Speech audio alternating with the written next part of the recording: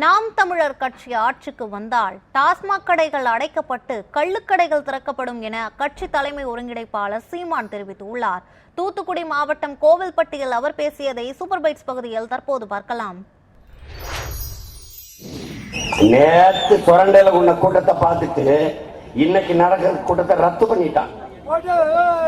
ஏனுகள் இவ்வளவு கூட்டத்தை எவ்வளவு காசு கொடுத்து கூட்டுறது?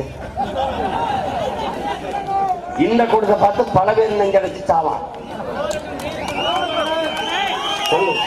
ஸ்டாலினே ஒரு கட்சி ஆரம்பிச்சா அவர் குடும்பத்திலேயாவது யாராவது சேர்ந்திருப்பாங்களா? ஒரு ரூபாய் காசு கொடுக்காமல் ஒரு ஓட்டு உங்களால் வாங்கி கட்ட முடியுமா?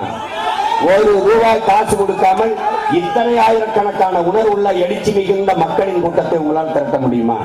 எவ்வளவு பெரிய கொம்பு குடியாரம் மிடா குடியாரம் 2 பண்ணிக்க. நீ 200 ரூபாய் சம்பாதிச்சான்னு வச்சுக்க, 2 செம்பு 10 20 ரூபா சைடிஸ் சுண்டல் வடை ஊருக அது ஒரு 10 ரூபா முடிஞ்சு வச்சு 50 ரூபாய்க்கு முடிச்சுட்டா மீதி 150 வீட்டுக்கு கொண்டு வருவேன். ஆனா இப்ப பத்தலை, இன்னொரு கட்டிங் கொடுங்க, இன்னொரு கட்டிங் கொடுங்க, இன்னொரு கட்டிங் கொடுங்க, கட்டிங் கொடுத்து அங்கேயே படுங்க. அப்புறம் வீட்டுக்கு போங்க, காசு இல்லை, கொண்டாடி தாலி எடுத்துறது, குடிக்க காசு இல்லை, குத்திடுறது.